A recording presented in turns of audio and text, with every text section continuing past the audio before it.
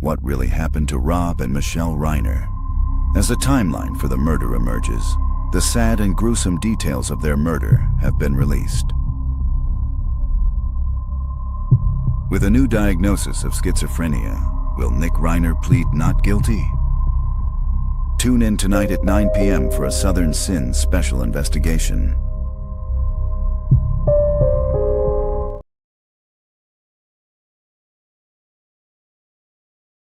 This is a Southern Sin breaking news special. Be sure to like and subscribe now. Based on the information we now have, Nick Reiner is not going to plead guilty to these murders. He is going to plead not guilty by reason of insanity, and here's why. We have learned that Nick Reiner was diagnosed with schizophrenia, and he was under the care of a psychiatrist and receiving meds.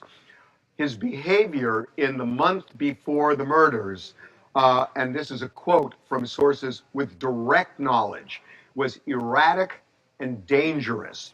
In the 3 to 4 weeks, and this is so important, in the 3 to 4 weeks leading up to the murders, Nick's medications were changed.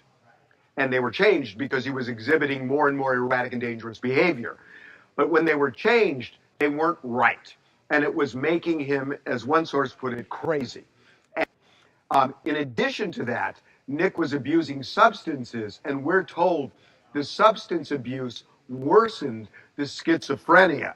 Based on everything I know, this is not going to be a case where they contest that Nick did it. I think they're going to concede it. I don't know that for a fact, but all of the dots that we now have to connect lead us to this is not going to be a not guilty plea, I didn't do it. If I were a betting man, I would say this is a not guilty by reason of insanity. New information released in the investigation into the murders of Rob and Michele Reiner. We now know where the couple was reportedly found dead inside their home on Sunday. Their son, Nick, is now in jail. He's facing 2 counts of first-degree murder. The 32-year-old has struggled with addiction for years, but it appears his parents did everything they could to help him until the end. If your kid is going through rough times, you know, the parent is, your main job is to keep your child safe. That is an interview from 9 years ago that Rob and Nick did for AOL after they released a movie that they had worked on together. It's a haunting clip to watch now, knowing what allegedly happened after a holiday party attended by the Hollywood elite. The causes of death for Rob and Michele Reiner confirm the fears of what the final moments were like for a Hollywood power couple. It's now official that the medical examiner in Los Angeles has ruled the Reiners' deaths to be homicides. Now, that's not a surprise considering everything that's been reported to this point, but it's really the way that they were allegedly killed that is just so disturbing, and where in their home they reportedly were found. Now, before I get into that part of the story, I want to get you the latest information on the legal front involving their son, Nick, who is now facing 2 counts of first-degree murder in the deaths of his parents. The charges also carry special circumstances for there being more than one victim. The Los Angeles District Attorney, he did mention the death penalty at a news conference earlier this week when he announced the charges, but it's important to note that there's a moratorium on the death penalty in California since 2019, and no one has been put to death in that state since 2006. Right now, Nick is in the LA County Jail. He did make his first court appearance yesterday on Wednesday, and he is being represented by a powerful name, and that is Alan Jackson. That's the same attorney who defended Karen Reed in her trials when she faced charges for allegedly killing her Boston police officer boyfriend, John O'Keefe. Now, Jackson got a not guilty verdict in the case of Karen Reed, but this case, it could be more difficult. Now, these are courtroom sketches of Nick Reiner. Yesterday, the judge said that the cameras in the courtroom could not take pictures of him. He was wearing a blue vest that is often worn by defendants to prevent them from harming themselves. Jackson told the judge that it was too soon to enter a plea of guilty or not guilty for Nick, so he asked for the official arraignment to be pushed to January 7th. The judge allowed that. Now, the only time that we heard from Nick during this hearing is when the judge asked him if he was okay with waiving his right to a speedy trial, and this is what he said. Mr. Reiner, you have a constitutional and statutory right to speak speedy arraignment. Your counsel is requesting that your arraignment be continued to January 7, 2026. Do you waive your right to a speedy arraignment so that your arraignment can be heard on January 7, 2026? So what you heard there, quote, "Yes, Your Honor." That's it. Now, the hearing was very brief, and now January 7th is circled as a day where those cameras will return to Los Angeles to see what happens next in court. Now, on the topic of Alan Jackson, before we get back to specifically Nick Reiner, one question that I know I've wondered is just how much could this defense cost? Jackson is one of the biggest names in criminal defense, and it's unclear what Nick Reiner really did for work. He certainly lived in an incredibly wealthy family. He apparently lived in his parents' guest house. He also worked with his dad on a movie that was released in 2016 that we're going to talk about in just a moment. Prosecutors and police have been very vague. They have been tight-lipped about this case, but there's been so much reporting that has come out through media outlets like TMZ and People reporting that the couple had their throats slit in their home. Well, now we're learning more official details about how the couple died. The medical examiner says the couple received, quote, multiple sharp force injuries. Multiple, a key word there. Police have said that the alleged murder weapon was a knife, but they have not confirmed if they actually still have that murder weapon and if it was a knife that came from the home or was it one that the alleged killer brought into the house. About where the Reiners were found in the home. Now, we know that they were killed after a holiday party that was at the home of Conan O'Brien on Saturday night. And the Hollywood Reporter put out a big story that gave some background, some context, some specifics about what allegedly happened during this party that led to an incredibly loud argument, very public argument at this party between Nick and his dad, Rob. Now, we do know that Nick struggled with addiction since he was a teenager. He told people in 2016 that he first went to rehab when he was just 15 years old, and he had to go back to rehab more than a dozen times. He also said that he spent time homeless as he struggled with addiction in Maine and New Jersey and Texas. And there's also reporting that Nick's parents were growing more concerned with his state of mind recently. The Hollywood Reporter article that talks about the Conan O'Brien holiday party says that Nick actually wasn't on the invite list, but his parents, they were, and they asked Conan if it would be okay for their son to tag along, and Conan reportedly said yes. It does appear, though, that things got awkward and disturbing very quickly at this party. Nick was reportedly described as being erratic and is said to have wandered around this party where there are a lot of celebrities, and he was interrupting conversations. The Hollywood Reporter said that Nick demanded to know which partygoers were famous. Now, the article also goes on to say that Nick was reportedly acting so odd that some people at this party who didn't know who he was, they were wondering if this was a person who wandered in off the street. Here's the part of the story, though, that really stood out to me, because one of the people who Nick allegedly asked if they were famous was actor, comedian, former SNL star Bill Hader. The reporter writes, quote, Hader calmly responded to Nick that he was engaged in a private conversation. This is according to someone with knowledge of the situation. Nick glared at him for what felt like an uncomfortable amount of time, end quote. That really paints a picture of just how Nick seemed to have been acting in the hours surrounding the time that police now say he killed his parents. And that loud argument that made headlines, that was allegedly because Rob was confronting Nick about just how rude and bizarre he was acting at this party. Police and prosecutors have yet to officially give a time of when the Reiners were killed, but it obviously happened after this party, and perhaps it happened before 4 o'clock in the morning, because that is when media outlets are reporting that Nick checked into a hotel in Santa Monica, which is about 4.5 miles from his parents' house in the Brentwood neighborhood of Los Angeles. He reportedly checked into this hotel with a credit card. And then what staff found the next day is incredibly disturbing. Staff, when they went into the room to clean up the next day, they say they found blood all over the room in this hotel. The bed sheets also were covering the windows. So just an incredibly disturbing scene. Now, again, he checked into this hotel around 4 o'clock in the morning on Sunday. His parents were not found until 3:30 in the afternoon that day. According to KTLA, the couple was found dead in their bed. They had been stabbed multiple times. A massage therapist reportedly couldn't get in touch with the Reiners, so it was their daughter, Romy, who reportedly lived across the street, according to People, who went into the house and discovered what had happened. She apparently only saw her dad, Rob. And this part is just incredibly incredibly sad, and you can't imagine what it would be like, because it's being reported she didn't know that her mom was also dead. And first responders had to tell her that news later. Now, when the bodies were discovered, Nick was nowhere to be found, and Romy apparently was aware of the issues with her brother. And according to TMZ, she suggested that her brother was dangerous and he may have something to do with what had happened to her parents. Now, take a look at this here. Very important surveillance video that has come to light, because this is Nick Reiner hours later at a gas station near the campus of the University of Southern California. This is Sunday evening around a spot called Exposition Park, roughly 15 miles from his parents' home. This was shortly before he was arrested by the LAPD around 9:30 Pacific Sunday night. NBC Los Angeles was the first outlet to get this video, and you can see Reiner's wearing a jacket and a hat. He has a red backpack. He appears to buy a Gatorade, and he walks across the street, and that is when you see the lights and the sirens and the LAPD pulling up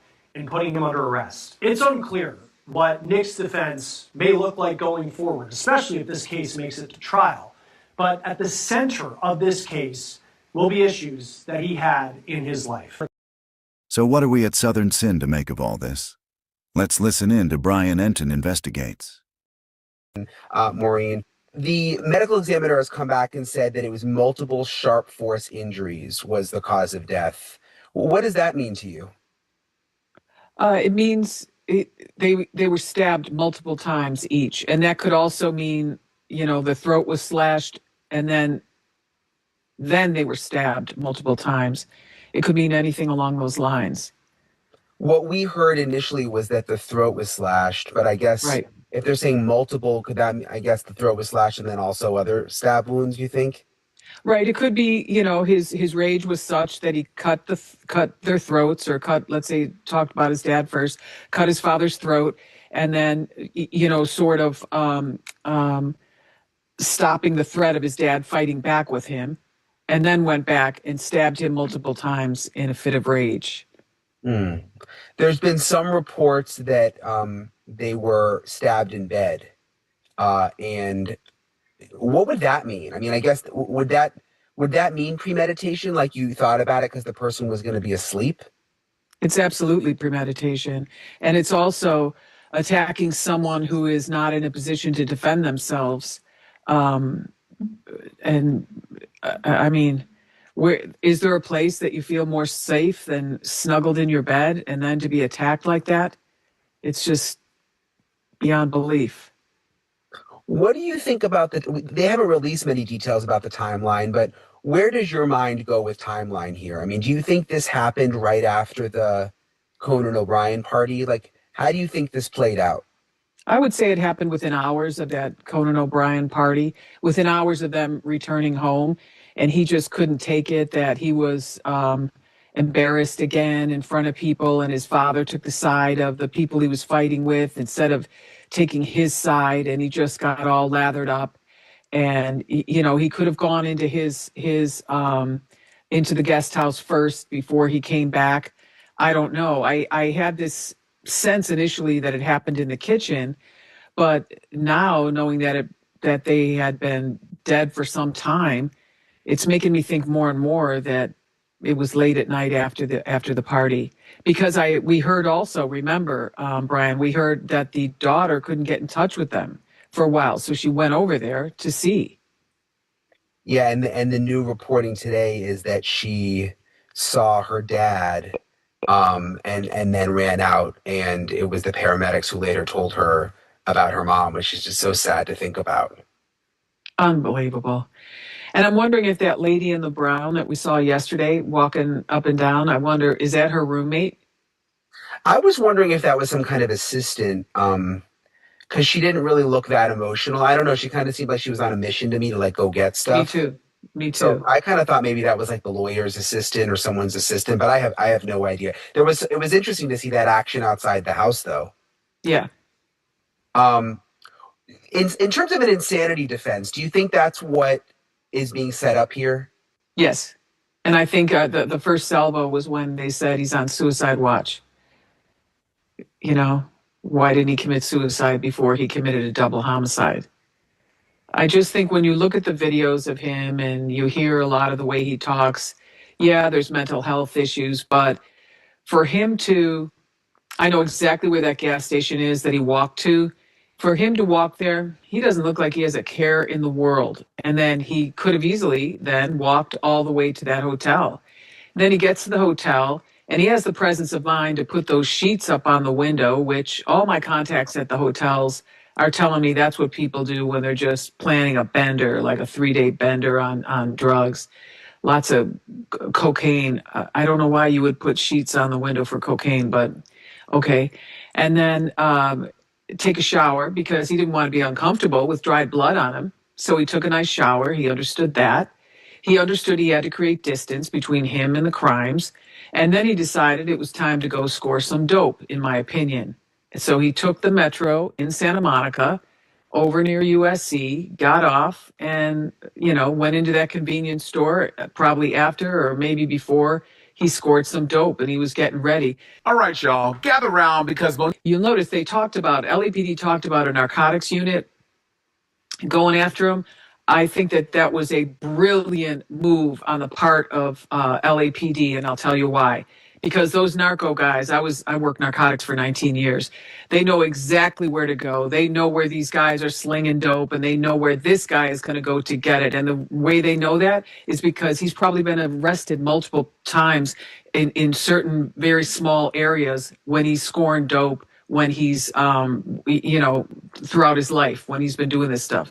So if you run someone's name in the system, you can find out obviously where they've been arrested, how long ago it was, who was with them, etc. So they can see let's say he was arrested one time with a guy named John Doe, and John Doe slings dope on the corner of Florence and Normandy or whatever, and that's where they went to look for him, and sure enough they found him because they found him pretty quickly considering he was on foot. I was wondering how they would find him so quickly on foot like that, just on the side of the road. Do you think someone called it in?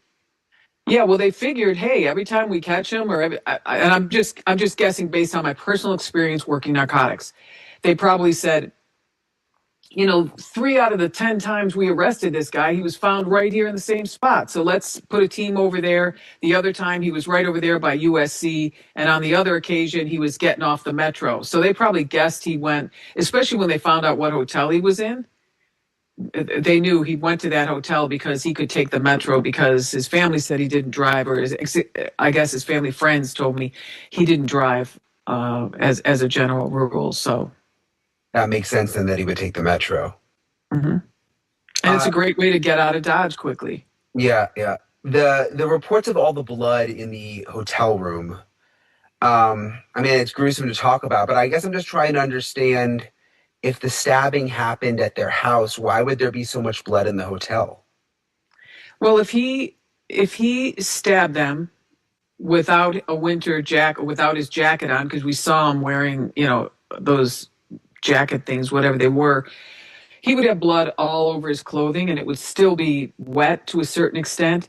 And if he was, let's say, who knows, maybe he already had a little bit of dope on him and he was laying on the bed, just getting high, enjoying a buzz and rolling around or whatever, or he took his clothes off, threw them on the bed to take a shower. Then he comes out, lays on the bed and he's wet, and who knows how thorough of a shower he took, or to have blood on the linens could also mean the towels. So he could have walked in, washed his hands, grabbed a hand towel, which are usually white, and dried his hands off and arms, and then realized, I still have blood on my arms. I just washed my hands. I got to take a shower. I got to whatever it is. And then if he doesn't take a thorough shower and he gets out, he may not realize how much blood he has in his hair, or he's got that thick black hair. He could have had way more blood in his hair than he thought, and maybe in washing his face, he just got his hair wet and didn't wash his hair because he was planning on going downtown anyways. And who wants to be out all night? He was homeless. He knows going out all night with a wet head of hair, you're going to freeze, and he may not want to check in anyplace else because he's on the run. So he may have just gotten his hair wet in the shower just from taking a general shower, and then realized there was hair all over it, or blood all over. It could have just been blood on the pillowcase from that. It could have been blood on a hand towel from that, or he laid on the sheets to cop a buzz after he got out of the shower and he didn't do a good job. There's a lot of things. And then he took that top sheet, I believe it was a top sheet, and put it up over the windows. Just to block people from seeing inside. Block people from seeing inside or just, they like the cocoon feeling. But they all have blackout curtains, so that's kind of weird, Yeah. Think of a hotel room that doesn't have blackout curtains. I can't think of one. Do you think that he really thought he was going to get away with this, or was he just on a bender and like not really thinking that clearly? I don't know. I don't know him. I would say he realized he was in a world of hurt because he was that little bit of distance wasn't enough. He just probably felt like he had to go to ground and he would figure it out. But then he realized the only people that were really going to help him would be his parents, and that wasn't going to work anymore. And I did hear initially that he put his house up for to secure a bond, but the family rejected that. But I haven't seen that corroborated anywhere. Have you heard anything from your sources about the state of the bodies, like how long they may have been dead? I just heard that it was a while. It was longer than originally thought. That's all I heard. So I don't know. That's not very definitive. Can they tell though, like if it's been can they actually Yes. tell the difference between like 2, 4, 6, 8 hours? Yes, absolutely, 100%. And LA's got the greatest Emmys, and the detectives are good.